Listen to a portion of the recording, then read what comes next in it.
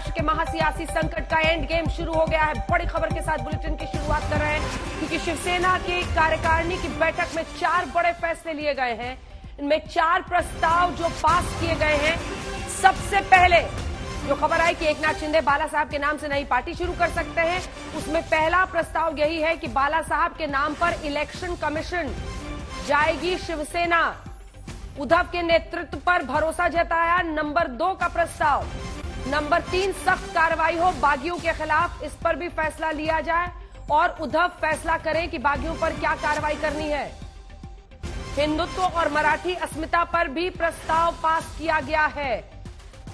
शिवसेना कार्यकारिणी की बैठक में ये 4 बड़े फैसले, 4 बड़े प्रस्ताव पास किए गए हैं। दूसरी तरफ संजय राउत ने जिन शब्दों का इस्तेमाल किया, कह रहे जिसने पार्टी से गद्दारी की उसे माफी नहीं मिलेगी, और साथ ही कह रहे हैं कि तुम अपना कोई नाम रखो। शिवसेना बाला साहब की थी, उन्हीं की रहेगी, ये संजय राउत ने स्पष्ट किया है। हम लड़ेंगे और जीतेंगे। संजय राउत जो कि लगातार मोर्चा संभाल रहे, शिवसेना बाला साहब की थी, उन्हीं की रहेगी, हम लड़ेंगे, हम जीतेंगे, ये सब कुछ कहते हुए शिवसेना के बाप के नाम पर वोट मत मांगो, हिम्मत है तो अपने बाप के नाम पर वोट मांगे। आइए आपको सुनाते हैं क्या कह रहे थे संजय राउत इस कार्यकारिणी की बैठक के बाद। 6 रेजोल्यूशन पास हुए हैं, उसमें से 6 रेजोल्यूशन है उद्धव ठाकरे जी के लीडरशिप के ऊपर पूरा उद्धव ठाकरे जी ने मुख्यमंत्री और शिवसेना के नाते जो काम किया है उसका गौरव भी किया है।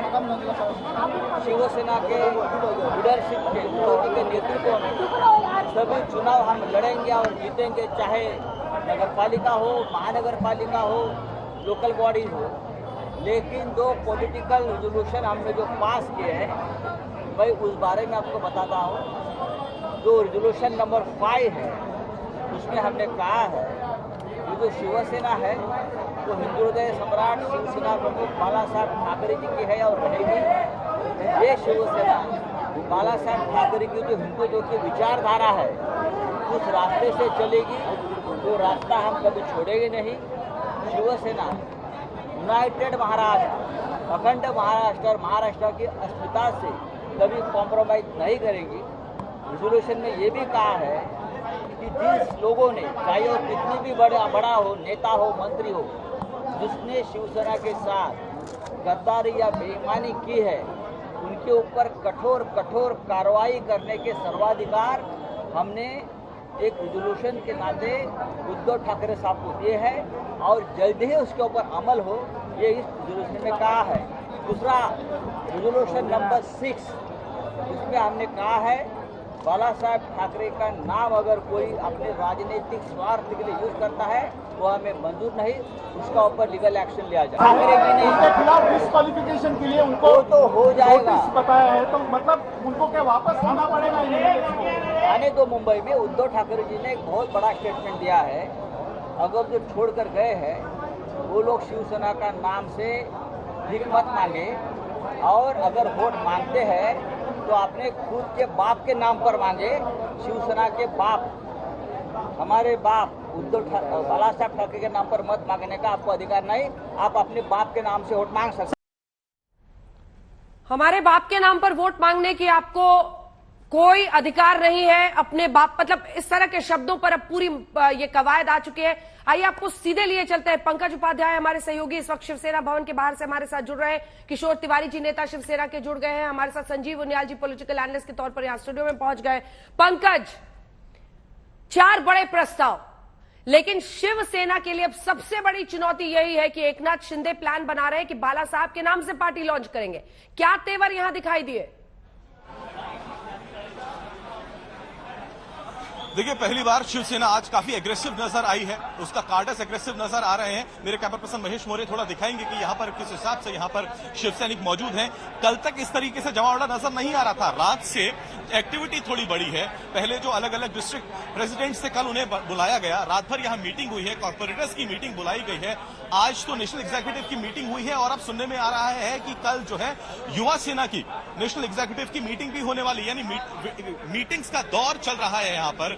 शिवसेना जानती है उसके सामने इस वक्त सबसे बड़ा खतरा है अपनी पार्टी को बचाना। सत्ता तो बाद में आएगी जाएगी, वो तो बात की बात है, लेकिन इस वक्त जबकि 37 से 38 के सिग्नेचर्स एकनाथ शिंदे ने दे दिए हैं, 50 से ऊपर का वो अपने समर्थन की इस वक्त बात कर रहे हैं, उनके भी तेवर काफी इस वक्त एग्रेसिव नजर आ रहे हैं, तो शिवसेना को डैमेज कंट्रोल में तो आना ही है। उद्धव ठाकरे, हालांकि उनकी तबीयत बिल्कुल ठीक नहीं थी, कल हमने देखा जिस तरीके से वो संबोधन कर रहे थे, कई बार बीच में उन्होंने खांसा भी और कहा कि उनकी तबीयत ठीक नहीं है, लेकिन हालात कुछ ऐसे हैं, क्राइसिस इतना ज्यादा है शिवसेना में कि मुख्यमंत्री उद्धव ठाकरे को यहां पर आना पड़ा, यहां पर जितने पदाधिकारी हैं उनको संबोधित करना पड़ा और यहां पर रेजोल्यूशंस पास किए गए हैं। उद्धव ठाकरे की भी महीनों बाद जो एग्रेसिव टोन है, जिस एग्रेसिव टोन के लिए शिवसेना जानी जाती है, जिस एग्रेसिव टोन के लिए शिवसेना का कार्डर जाने जाते हैं, आज ग्राउंड में वो नजर आ रही है। मुंबई ही नहीं, आसपास के कई सबर्बन इलाके हैं जहां पर शिवसेना के कार्डर्स काफी उग्र हो गए हैं।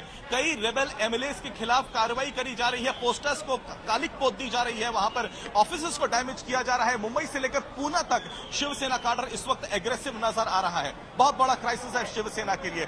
पार्टी को इस वक्त उद्धव ठाकरे को बचाना है, साफ कह दिया है पार्टी कार्डर्स ने। पूरा इस वक्त जो दारोमदार है उद्धव ठाकरे के ऊपर है। रेबल कैंप के खिलाफ वो क्या कार्रवाई करना चाहते हैं, उद्धव ठाकरे डिसाइड करेंगे। पार्टी का असल लीडर कौन है, उद्धव ठाकरे ही रहेंगे। बाल ठाकरे का जो हिंदुत्व है, उनकी जो आइडियोलॉजी है, उनको आगे पार्टी लेकर हमेशा लेके जाएगी, उस पर कॉम्प्रोमाइज नहीं होने वाला है। तो यानी इस वक्त जो डैमेज कंट्रोल कर सकते हैं उद्धव ठाकरे, वो पूरी कोशिश कर रहे हैं, लेकिन डर इसी बात का है कि एकनाथ शिंदे कैंप भी इस वक्त पीछे नहीं हट रहा है, वो भी तैयारी के साथ आया है। हालांकि इस कैंप में ठाकरे के, उद्धव ठाकरे कैंप में कितने विधायक पहुंचे, कितने विधायक रहे?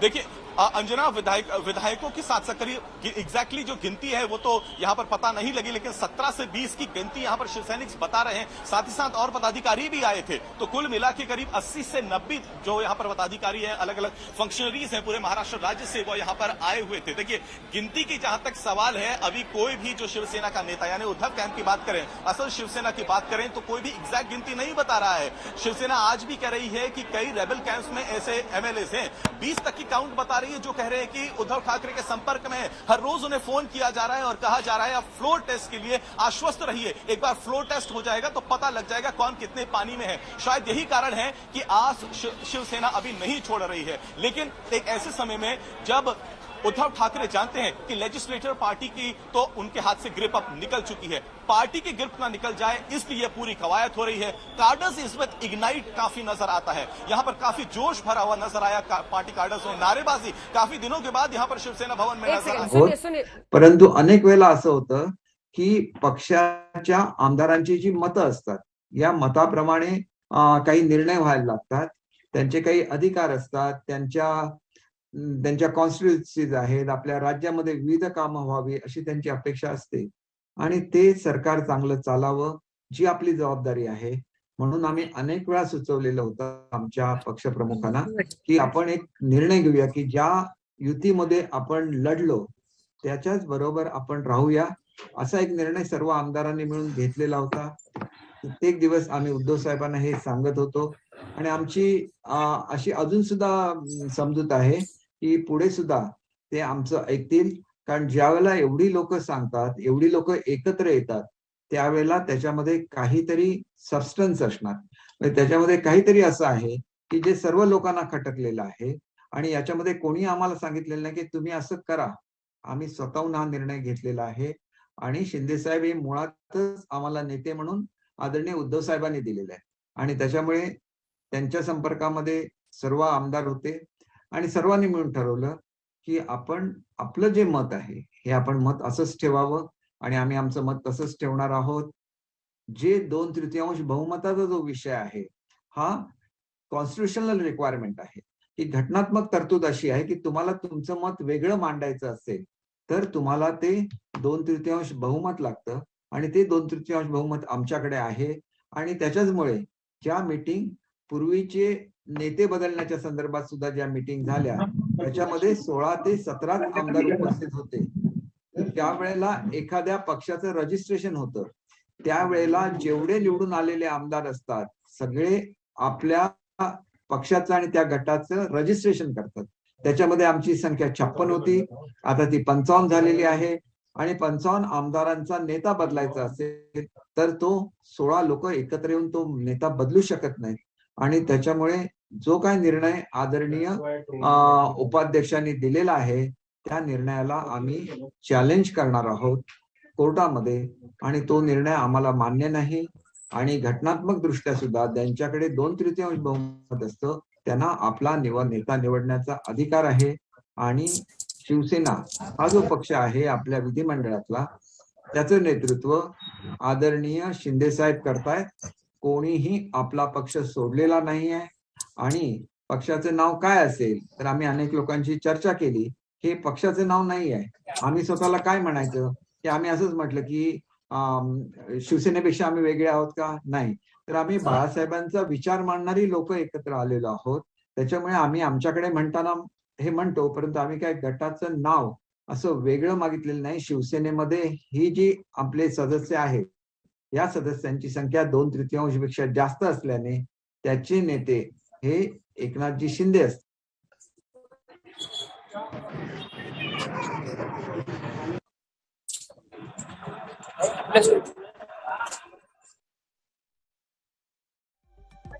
कोणाला डिस्क्वालिफाय करणार, अमुक करणार, हे जे बोललं जातं, कोणीही अँटी डिफेक्शन लॉ वाचून बघावा. त्याच्यामधल्या ज्या तरतुदी आहे, तुम्हाला जर पक्षाने व्हीप काढला आणि व्होटिंग मध्ये किंवा व्होटिंगसाठी ऍबसेंट राहून तुम्ही जर तो व्हीप मडला सदनामध्ये, विधानसभेमध्ये, तरच तुम्हाला डिस्क्वालिफिकेशन अट्रॅक्ट होतं. परंतु घाबरवण्यासाठी म्हणून आमच्या मिटिंगला नाही आला तरी तुम्ही डिस्क्वालिफाय होता असं सांगितलं जातं आणि ते ऍप्लिकेशन स्वीकारले जातात. हे योग्य नाही असं मला वाटतं. आणि त्याच्यामुळे कुठल्याही परिस्थितीमध्ये ज्या वेळेला निवडून येतो, आमच्यामधलेच एक सभापती होतात, आमच्यामधलेच एक उपसभापती होतात, आमच्यापैकीच एक अध्यक्ष होतात आणि आमच्यापैकीच एक उपाध्यक्ष होतात, परंतु आमच्या बरोबर आमदार हा त्यांचा जो स्टेटस असतो तो बदलतो आणि त्यांना एक कायदेशीर अधिकार प्राप्त होतो जो घटनात्मक अधिकार आहे. आणि मग ते उपाध्यक्ष, अध्यक्ष किंवा सभापती, उपसभापती होतात. त्याच्यामुळे त्या पदाचं जी मान आहे, ती शान आहे, ते कायम महाराष्ट्रामध्ये ठेवली जाणार याची मला स्वतःला खात्री आहे. आणि त्याच्यामुळे मला असं वाटतं की याच्यामध्ये कुठलीही अडचण येणार नाही. आम्ही कोणीही पक्ष सोडलेला नाही आहे. आणि त्याच्यामुळे जे काय आज महाराष्ट्रामध्ये चुकीचं वक्तव्य केलं जातंय आणि लोकांना रस्त्यावर उतरण्याची जी भाषा केली जाते, ही भाषा चुकीची आहे.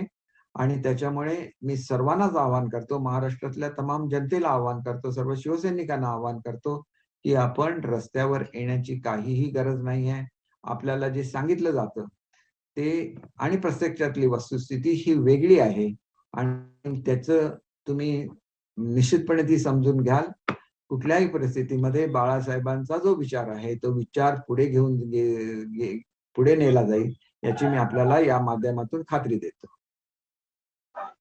दीपक जी, मैं दिनेश मौर्य, मेरा सवाल हिंदी पहले जरा मराठी में मैंने जी बात दीपक जी, हाँ एक प्रश्न की तुम्ही या सरकारचा समर्थन कधी काढणार आहे, त्याबाबत काही निर्णय झाला का? सर पहले गुवाहाटी से हूँ सलाम का हिंदी में काढण्याबाबत काही निर्णय झाला का? सर पहले हिंदी में थोड़ा जानकारी मिलने से अच्छा था। जरा सुनिए, मैं बाद में हिंदी में बात करूंगा। जो हिंदी के क्वेश्चन है, आप हिंदी खत्म होने के बाद हिंदी के क्वेश्चन पूछिए। अंग्रेजी जो है सर पहले आप मराठी पूरा खत्म कर लीजिए।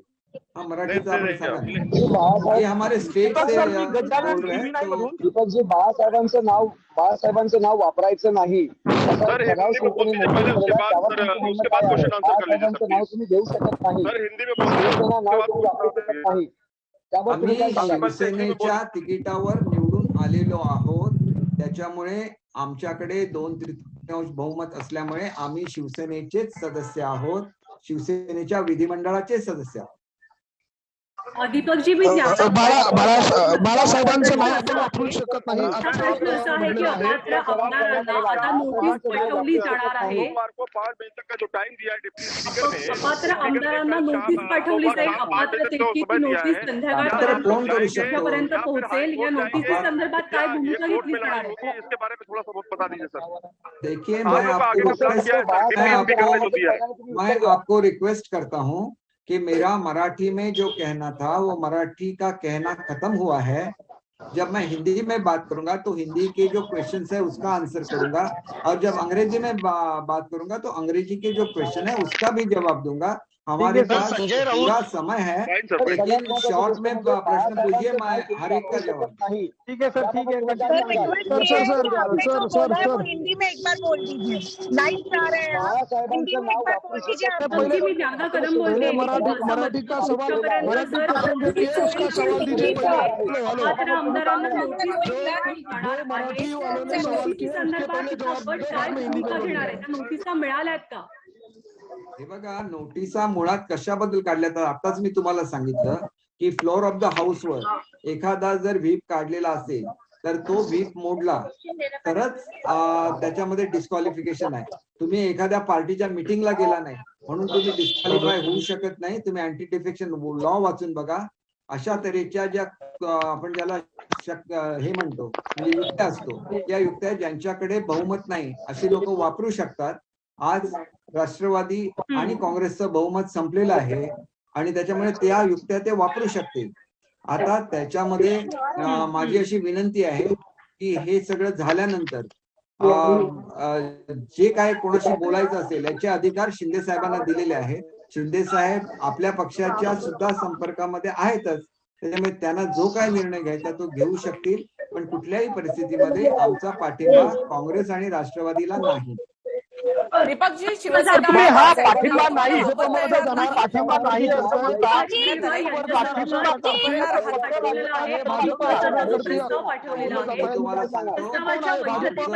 सवाल उपस्थित करण्यात आलेले आहेत, याबद्दल तुमची प्रतिक्रिया? अविश्वासाचा प्रस्ताव विधानसभा उपाध्यक्षांसंदर्भात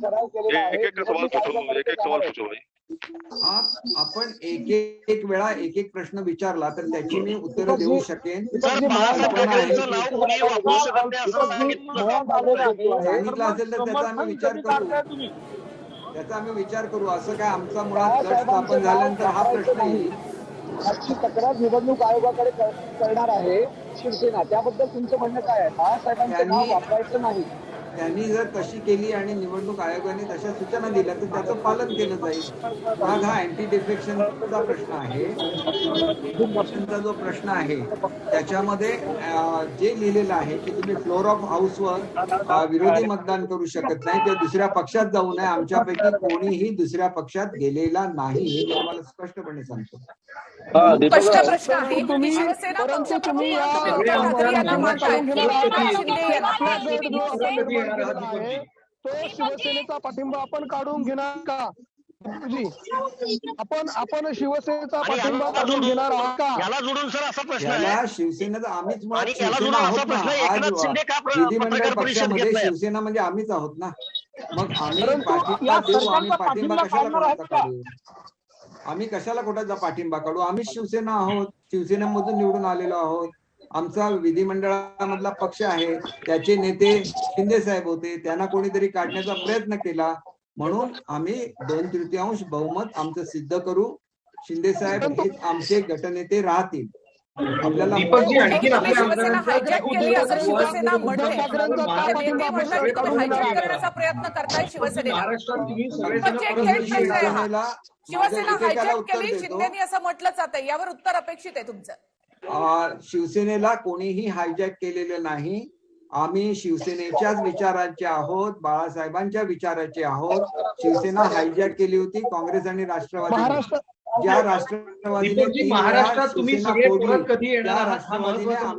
आमचा पक्ष हायजॅक करण्याचा प्रयत्न केलेला होता, आमच्या आमदारांना पराभूत करण्याचा प्रयत्न केलेला होता, आमच्या खासदारांना सुद्धा त्रास होतोय। अशा परिस्थितीमध्ये शिवसेनेचं अस्तित्व टिकावं म्हणून हा निर्णय घेतलेला आहे। आज न उद्या महाराष्ट्र के संकट में अब नया ट्विस्ट ये है कि संजय राउत ये कह रहे हैं कि वोट मांगना है तो अपने बाप के नाम पर मांगो, यानी बाला साहब के नाम पर जो पार्टी बनाने की बात है। आइए आपको सुनाते हैं दीपक केसरकर, अब बागी गुट के बोल रहे हैं, हिंदी में बोल रहे हैं, सुनिए। म्हणालात की तुम्ही विलीनीकरण नाही करणार, तर मग गटाचं तुमच्या नाव काय असेल? म्हणजे शिवसेना बाळासाहेब? लोकांचं मागणी अशी होती आमच्या सदस्यांची की शिवसेना बाळासाहेब असं ठेवलं पाहिजे, पण यांचं म्हणणं आहे की तुम्ही बाळासाहेबांचं नाव वापरू शकत नाही वगैरे असं ते म्हणतात। त्यांच्या म्हणण्याचा आम्ही निश्चित विचार करू आणि नुसतं शिवसेना करू. बरं दीपक, जे आकडा आहे तुमच्याकडे, मग तुम्ही मुंबईत का येत नाहीत, महाराष्ट्रामध्ये का येत नाहीत? आकडा आहे, परंतु दबावाखाली जे निर्णय होतात ते बघितले तर महाराष्ट्रामध्ये सध्या येणं सेफ वाटत नाही. तुम्हीच चित्र दाखवतायत कशा रीतीने महाराष्ट्र पेटवण्यात आलेला आहे. आणि हा पेटवण्यामध्ये ज्या व्यक्तीने रस्त्यावर उतरायला सांगितलेलं आहे त्या व्यक्तीवर कोणतीही कारवाई महाराष्ट्र शासनाने केलेली नाही. असं जर दुसऱ्या कोणी सांगितलं असतं की रस्त्यावर उतरा आणि दंगली करा तर तुम्ही त्याला सोडलं असतं का? मी या खात्याचा मंत्री राहिलेलो आहे. ताबडतोब तुम्ही त्याच्यावर कारवाई केली असती की नाही? शेवटी लॉ अँड ऑर्डर फेल्युअर व्हायला देऊ नका आणि मग आपण म्हणायचं की लॉ अँड ऑर्डर फेल्युअर नाही झालेलं आणि मग केंद्राने हस्तक्षेप करू नये असं तुम्ही म्हणू नका. तुम्ही ते लॉ अँड ऑर्डरचे जे नॉर्म्स आहेत ते पाळा, कारण तुमचं ते घटनात्मक कर्तव्य आहे. दीपक, किशोर तिवारी जी हमारे साथ जुड़े हुए हैं और संजीव उनियाल जी यहाँ पर है. किशोर जी, यानी बाला साहब और ओरिजिनल हिंदुत्व का कौन है आगे ले जाने वाला, इसी को लेकर ये जंग चल रही है किशोर जी? अब एक सेकंड, जब संजय राउत ये कहते हैं कि अपने बाप के नाम पे वोट मांगो, ये शिवसेना किसी एक का थोड़ी है. जब एक संस्था बन के बड़ा होता है तो सबका होता है. नहीं, एक देखो, बाला साहेब की शिवसेना है और अभी दिलीप केसरकर भी कह रहे थे कि शिवसेना हम है, तो अब वो जो शिवसेना है तो वो भी कहते कि हम भी शिवसेना है. तो अब टेक्निकली ये बात है कि जो पार्टी जिनके पास है उसकी पार्टी रहती है. इसमें सुप्रीम कोर्ट, हाई बाला कोर्ट ने साहब के बता नाम दिया. पर पार्टी बनाएंगे. मान लीजिए शिवसेना बाला साहब कुछ भी वो प्रपोज करते हैं पार्टी का नाम, फिर देखो, मैं अभी बता रहा हूं कि ये विवादित बयान आते रहते हैं, फिर उस पे भी बयान पे बयान होते रहते हैं. लेकिन अंजना जी, इस पूरे गेम का मास्टरमाइंड बीजेपी जब तक फील्ड में आता नहीं. देखो, दिलीप केसरकर एनसीपी के नेता थे और नारायण राणे के खिलाफ उन्होंने चुनाव लड़ा. नारायण राणे उनके बहुत बड़े विद्रोही विरोधक है. तो दिलीप केसरकर बीजेपी के पास जा नहीं सकते क्योंकि वो केंद्रीय मंत्री वहां नारायण राणे है. ऐसे ही ये जो 46 विधायक गए हैं, इनके आने से जब तक ये बीजेपी में मर्ज नहीं होते तब तक ये अस्तित्व में नहीं रहते. अभी टेक्निकली बहुत सारी चीजें आने की है. आपका भी भोलापन कमाल का है तिवारी जी, आपका भी भोलापन, आपकी मुस्कुराहट कमाल की है. मतलब वो प्रेस कॉन्फ्रेंस कर रहे हैं, उसके बाद वो बोल रहे हैं उनको पता नहीं है नारायण राणे वहां पर है और केंद्रीय मंत्री हैं, उनको पता नहीं है. नहीं, देखो, मैं अभी आपको बताता हूं. हमने कहा 16 लोग छोड़ के ये सब हमारे साथ है. हाँ. तो हमारी जो भी बात है वो 16 लोगों के लिए है जो डिस्क्वालीफाई होने को भी जा रहे हैं. दिलीप केसरकर थोड़े से व्यथित तो जरूर है, लेकिन दिलीप केसरकर उद्धव ठाकरे जी को ही अपना नेता मानते हैं, ये बात याद रखो. और वहां पर भी 22 लोग हमको ही नेता मानते हैं, उद्धव जी को ही मानते हैं. देखो, जनता में तो हम जाएंगे. ये खेल बीजेपी का है.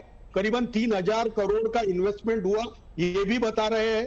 तो एकनाथ शिंदे, ये अभी जो एक नाथ थे वो एक दास बन गए हैं. तो एकनाथ शिंदे जी के खिलाफ कौन सी ईडी की फाइल खुली थी जो इतने विवश हो गए, मुझे भी मालूम नहीं. लेकिन ये खेल बीजेपी का है. बीजेपी उतरेगी तो हम सड़क पर किस प्रकार उतरेंगे ये भी बताते हैं. महाराष्ट्र में बीजेपी सरकार गिराने का उतरेंगे का मतलब हम उनके दफ्तरों पर हमला करेंगे, यही मतलब है ना आपका? नहीं, वो तो सीआरपीएफ और वाई सिक्योरिटी किसको भी देते हैं. तो इन लोगों को जेड सिक्योरिटी देके क्यों नहीं लाते? एक बार परेड हो जाए. एक बार हमले की तस्वीरें दिखाइए. ये जो दफ्तरों पर हमला हो रहा है, ये जो डराने धमकाने की कवायद चल रही है, उद्धव की पार्टी उपद्रव क्यों कर रही है तिवारी जी? नहीं, ये जनता है. हमारी पार्टी का है, ये तो जनता है. हाँ, अभी जब पूरी जनता सड़क पे आएगी ना, ये लोग जरा आ जाए गुवाहाटी से. मुझे इनके चुनाव क्षेत्र में इनको घूमना मुश्किल हो जाएगा. ये विश्वासघात करके गए हैं और उद्धव जी ने जिसपे सबसे ज्यादा विश्वास किया. ये देखिए, ये सब शटर तोड़ना, कांच तोड़ना, आगजनी करना, ये गलत काम कर रहे हैं. उनको बोलो कि हम बोले नहीं ये कौन करे मुझे मालूम नहीं। कहीं कहीं संजय पर राउत कभी कुछ और कह रहे हैं, आप भी धमकी दे रहे हैं कि अपने इलाके में इनको निकलना मुश्किल हो जाएगा, फिर कह रहे हैं गलत है। संजीव उनियाल जी एक सेकंड, मैं जवाब ले रही हूँ, फिर आ रही हूँ तिवारी जी। संजीव जी एक सेकंड, सवाल ये है कि वो कह रहे हैं एकनाथ अब एकदास बन गए हैं, डोर बीजेपी के हाथ में और सामने आते भी नहीं है। रंजना जी पूर्ण रूप से वैचारिक प्रतिद्वंद है ये। वास्तव में बाला साहब ठाकरे को किसने जिया? जिस बाला साहब ठाकरे ने हिंदुत्व के उस वृक्ष को अपने खून से, अपने पानी से उर्वरक डाल के एक हरा पेड़ बना के तैयार किया, और उसका एपिसेंटर सेंट्रीफ्यूगल उसका तत्व क्या था? वास्तव में उसकी आत्मा हिंदुत्व था। परंतु उस हिंदुत्व को किसने दिया? 4 बार के एमएलए जिनकी टॉवरिंग हाइट थी, जो कि लगातार धर्मवीर आनंद के साथ जुड़े रहे और बाला साहब देवरस के साथ समकक्ष उनके अंतर्गत होके और उनके पूरी तरह से हिंदुत्व को घुट्टी में लेकर आगे बढ़ाने का काम जिसने किया वो किया शिंदे जी ने। किशोर जी आपको सुनना होगा, परंतु ईडी का प्रताप है ये आप जो है ना, आप जब तक इस तत्व को नहीं जानोगे, अगर ऐसा होता तो 20, 25, 30, 35, 40, 52 लोग नहीं होते, और वर्षा से मातोश्री जाने का हास्य जो होता वो नहीं होता। ये वास्तव में वो तत्व है जिसकी वजह से आप बिखर कर चारों तरफ बिखर गए आपके लोग। ये इसको जान लीजिए कि वो तत्व बीजेपी है, यही तो कह रहे, जो सेंट्रीफ्यूगल फोर्स वही कह रहे बीजेपी है। वो तो आपने तो हमेशा ऐसे ही करना है, पासिंग द बक, क्योंकि आपने अंतर मन में नहीं झांकना, क्योंकि जब 36 का आंकड़े वाले लोगों के साथ आप जाके खड़े हो जाते हैं। रुकिए तिवारी जी प्लीज सर, बीच में नहीं। सांप और नेवले का सा व्यवहार रखने वाले जो बाला साहब के साथ, जब जिनकी टंकार हिंदुत्व की पाकिस्तान तक जाया करती थी, आज आपने उन लोगों के साथ समझौता किया एनसीपी और कांग्रेस के साथ, तो लोगों को आपने सैबोटेज किया। वोटर सैबोटेज है, वो पीड़ित महसूस हो रहा है। और वो रुंधन, वो 4 बार का एमएलए जब नीचे वोट लेने जाएगा तो किसके अगेंस्ट जाएगा मांगने? एनसीपी और कांग्रेस के अगेंस्ट। क्या कहेगा जाके वहां? क्योंकि आपने तो ड्राइंग रूम से संजय राउत की तरह सरकार चलानी है, पर उस व्यक्ति ने तो 2 बार मिनिस्टरशिप ली और 4 बार एमएलए के इलेक्शन जीते। ये वास्तव में पॉलिटिकल डाइसेक्शन है इस पूरे प्रोसेस का। और इसमें कुछ जवाब दीजिए। वो कह रहे हैं कि बाला साहब हमारे हैं, हमारे बाप पर वोट मत मांगो, लेकिन बाला साहब ने तो पूरी जिंदगी खपा दी कांग्रेस पार्टी के खिलाफ लड़ते हुए। एक मिनट, देखो संजीव उनियाल साहब जो कह रहे, देखिए कुछ खामियां रही जिसको हमने कबूल कर लिया, और उस खामियों को लेके सुधार के ही चलेंगे ना। मत करिए, एक मिनट, एक सुनो जी, संजीव जी कोई किसको मार नहीं रहा है। हाँ, आक्रोश थोड़ा निकलता ही है ना। नहीं निकलता नहीं है, ये आक्रोश निकलता ही है, नहीं चलता है ये सब। कैसी बात कर रहे हैं आप? देश के संविधान और कानून से चलेगा ना। देखिए, अरे दादा टीवी है कि नहीं सामने, मॉनिटर देखिए किस तरह की तोड़फोड़ हो रही है, दफ्तरों को नुकसान पहुंचा रहे, किसी को चोट लगे क्या हो, ये कौन सा तरीका हो गया? आप मेरे सवाल से मत भागिए। जब बाला साहब ठाकरे की विरासत की बात हो रही है, बाला साहब ने तो कांग्रेस पार्टी के खिलाफ अपनी पूरी जिंदगी लड़ाई में खपा दी, और आप उनसे समझौता कर ले रहे हैं। इस पर क्या जवाब है आपका? देखो, बाला साहब जी भी इमरजेंसी में इंदिरा जी के साथ थे। अभी आप मुझे बताओ मत, हमने जब जनता दल का चुनाव लड़ा था तो हम इंदिरा जी के साथ ही लड़े थे बंबई में। और अभी कौन सी इमरजेंसी थी? सत्ता वाली इमरजेंसी? नहीं, अभी तो मैं बता रहा हूं, जैसे जैसे राजकीय संदर्भ बदलते हैं वैसे वैसी परिस्थितियों पे निर्णय लिए जाते हैं। जब शिवसेना को ये चुस्त दुरुस्त मालूम पड़ा कि बीजेपी रीजनल पार्टी को खत्म कर रही है, तो ये निर्णय हमको लेना पड़ा हमारे अस्तित्व के लिए। और निर्णय लेने के अंदर यही 40 लोगों ने एक मुश्त हमको समर्थन दिया था। अब अचानक इनको हिंदुत्व जाग गया। ये हिंदुत्व जगाने वाला ईडी है। ईडी ने हिंदुत्व जगाया, जेल का भय दादा ने डराया, और देवेंद्र फडणवीस की कामयाबी कहना पड़ेगा कि 3000 करोड़ में इतनी बड़ी पार्टी को फोड़ा। हाँ, ये बहुत बड़ी बात है। और शिवसेना पे ये घात करना बीजेपी को बहुत महंगा पड़ेगा। उद्धव ठाकरे ने अपनी लकीर जो खींची है वो बहुत दूर तक जाने वाली है। उद्धव ठाकरे ये सर्वमान्य नेता महाराष्ट्र में बनने वाले हैं। संजू जी, आपका कोई पहचान वाला होगा बीजेपी में, बोल दो।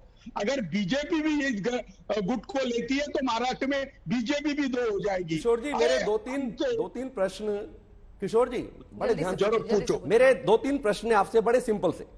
आप ये मानिए, आज आपने एडमिट किया, आप बहुत संवेदनशील व्यक्ति हैं और अच्छी बढ़िया तरीके से शिवसेना को समझते हैं और डिफेंड करते हैं, और जो चीज एडमिशन होना चाहिए वो करते भी हैं। समानशील वैष्णेषु सख्यम, एक जैसी विचारधारा के लोग एक प्लेटफॉर्म पर आकर बात कर सकते हैं, एक ही डायरेक्शन में बढ़ने वाले लोग आगे बढ़ सकते हैं। तो नेचुरल अलायंस नहीं था ये कभी भी, it was a unnatural alliance. इसको तो आप एडमिट करते हैं। कौन सत्ता के लिए सब नेचुरल अलायंस कर रहे हैं? पीडीपी के साथ नेचुरल अलायंस हुआ ज्यादातर, इसमें मत उलझिए। पीडीपी वाले के जवाब मैं देता हूं आपको। वो शायद वंशवाद और परिवारवाद का डिफरेंस आता है। जब आपके पास स्ट्रक्चर नहीं होता, जब आपके पास कैडर नहीं होता, तो आप वंशवाद की राजनीति करते हैं, जो शिवसेना में हो रही है, इसीलिए बाप तक पहुंच गए हैं। और वहां पर ऐसा नहीं है, वो स्ट्रक्चरली डिफाइंड पार्टी है, उसमें कैडर बेस्ड है, जिसको आप कंपेयर कर रही है पीडीपी के साथ। पीडीपी और वहां परिवारवाद नहीं है। बीजेपी के साथ आप कंपेयर कर रही थी ना अभी भी। नहीं, मैं तो कह रही हूँ गठबंधन बनाने की। सत्ता के लिए सब नेचुरल अननेचुरल सब भूल जाते हैं। बीजेपी के लिए ही था ना वो अटैक। तो मैं बता रहा हूँ, शिवसेना और बीजेपी में बेसिक फर्क ये है कि शिवसेना एक परिवारवाद के आसपास घूमती रहने वाली पार्टी है, और आप वो नजर आ रहा है। अब सवाल को पलट रहे हैं। मैं तो कह रही हूँ कि अननेचुरल अलायंस, तो वहां पे कौन सा नेचुरल था? पीडीपी को तो माना जाता है कि कट्टर जो इस्लाम है उसके वो इससे बीच उद्धव ठाकरे कुछ बोल रहे हैं, आपको सुनाते हैं। आदित्य, थोड़ा रिक्वेस्ट है, मीडिया थोड़ा गाड़ी दायरा रास्ता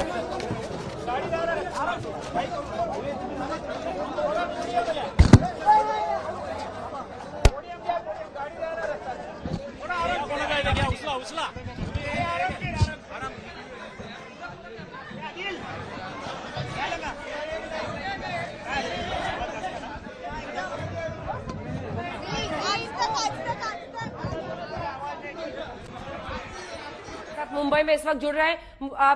अभी भी बैठकों का दौर आगे होने वाला है। युवा कार्यकारिणी की भी कल बैठक की प्लानिंग हो रही है। क्या कुछ चल रहा है वहां पर इस वक्त?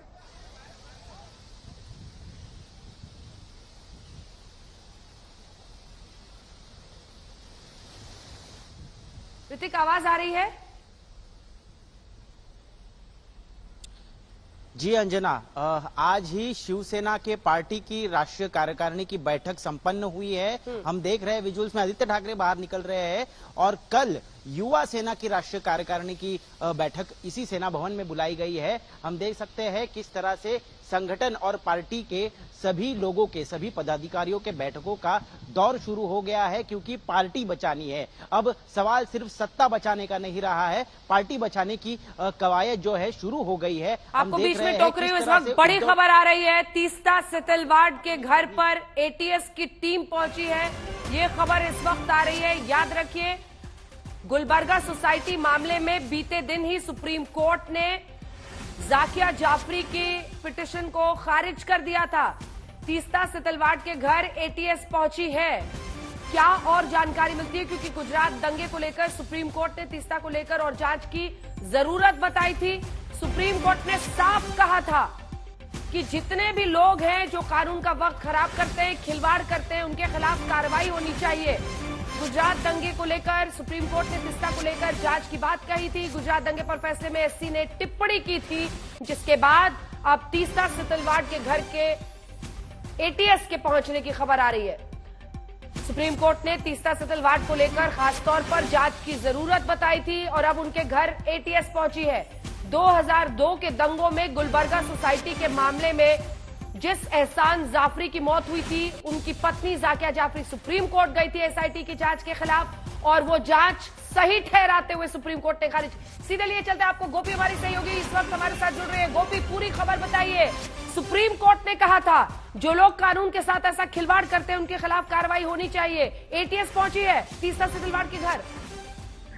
बिल्कुल अंजना, गुजरात एटीएस की जो टीम है वो तीस्ता सितलवाड़ के जो घर है मुंबई में, वहां पे पहुंची हुई है। साथ ही जो आरती श्री कुमार, जिन दोनों का नाम लिया गया था सुप्रीम कोर्ट के जरिए, आरती श्री कुमार को आज सुबह क्राइम ब्रांच के जरिए समन्स किया गया है, और आरती श्री कुमार इस वक्त अहमदाबाद का जो गायकवाड़ हवेली क्राइम ब्रांच का दफ्तर है वहां पे बैठे हुए हैं। उनके जवाब के लिए बुलाया गया है। हालांकि अभी तक ये दोनों की ऑफिशियली गिरफ्तारी या इस तरीके की कोई जानकारी पुलिस के जरिए नहीं मिली है, और ना ही पुलिस ये कह रही है, कंफर्म कर रही है कि उनकी गिरफ्तारी हुई है। लेकिन जिस तरीके से कल सुप्रीम कोर्ट ने जाकिया जाफरी मामले में अपना फैसला सुनाया था, और उसके बाद जो कानून से खिलवाड़ की बात की गई थी, हालांकि इसी मामले में आज माना जा रहा है कि इन दोनों के खिलाफ कार्यवाही करते हुए जो गुजरात एटीएस की टीम है वो तीस्ता सेतलवाड़ के वहां पहुंची है और आरबी श्री कुमार को समन किया गया है इसी मामले में। अंजना, तीस्ता सेतलवाड़ की पूरी भूमिका एक बार अगर आप बताएं सिलसिलेवार ढंग से, क्योंकि ये साफ था और ये आज गृह मंत्री अमित शाह ने भी अपने इंटरव्यू में सुबह में कहा था कि ऐसे तमाम लोग जो लगातार टारगेट करते रहे प्रधानमंत्री नरेंद्र मोदी को, उस लिस्ट में नाम है तीस्ता सेतलवाड़ का। बिल्कुल अंजना, जिस तरीके से तीस्ता सेतलवाड़ का देखिए, इसमें बहुत बड़ी भूमिका तीस्ता सेतलवाड़ की है। 2002 से दंगे जब गुजरात में भड़के थे और गुजरात में दंगों को लेकर जितनी भी याचिका यानी सिटीजन फॉर जस्टिस के नाम से जो तीस्ता सेतलवाड़ का अपना खुद का एनजीओ था, उसके जरिए यहाँ पे कार्यवाही की गई थी और उसी के बैनर तले ये पूरी कंप्लेन जो है इसी के तहत पूरा मामला दर्ज किया गया था और तीस्ता सेतलवाड़ की इसमें काफी प्रमुख भूमिका रही है। लगातार वो उस वक्त के तत्कालीन मुख्यमंत्री नरेंद्र मोदी पर आरोप लगा रही थी। यहाँ तक कि तीस्ता सेतलवाड़ के ने जिस तरीके से आरोप लगाए थे उसके बाद लगातार इन्वेस्टिगेशन हो रही थी। जो कानूनी लड़ाई थी, कई सारे मामले, 8 जो मामले थे, इन सभी मामले में जो एसआईटी इन्वेस्टिगेशन चल रही थी वो तीस्ता सेतलवाड़ की याचिका पर कोर्ट के जरिए दिया गया था एसआईटी का इन्वेस्टिगेशन, जिसमें जाकिया जाफरी वाला एक मामला था। सारे मामले में एसआईटी के जरिए क्लीन चिट मिली और उसके बाद जाकिया जाफरी का जो मामला था, जाकिया जाफरी के मामले में भी क्लीन चिट दी गई उस वक्त तत्कालीन मुख्यमंत्री नरेंद्र मोदी को। यहाँ तक कि एसआईटी के जरिए मुख्यमंत्री नरेंद्र मोदी जब उस वक्त थे तो उनके साथ पूछताछ भी हुई। एक पूरा दिन उनके साथ पूछताछ की गई थी एसआईटी ऑफिसर्स के जरिए और इस पूरे मामले को अगर देखें तो उस वक्त यूपीए की गवर्नमेंट थी। तो कहीं ना कहीं ये जो आरोप लग रहा था कि गुजरात की बीजेपी सरकार इस पूरे मामले को दबाने की कोशिश कर रही है, ये यूपीए गवर्नमेंट ने एसआईटी का इन्वेस्टिगेशन फॉर्म किया था और एसआईटी इन्वेस्टिगेशन में कहीं पे भी भूमिका नहीं की थी और पूरा क्लीन चिट दिया गया था। तो 9 घंटे की वो पूछताछ प्रधानमंत्री नरेंद्र मोदी से, जिसका जिक्र गृह मंत्री ने भी किया था, लेकिन देश की सर्वोच्च अदालत ने एसआईटी की जांच को सही ठहराते हुए तमाम ये जो पिटीशन थी उनके खिलाफ उसको खारिज कर दिया था। अब एटीएस पहुंची है तीस्ता सेतलवाड़ के घर।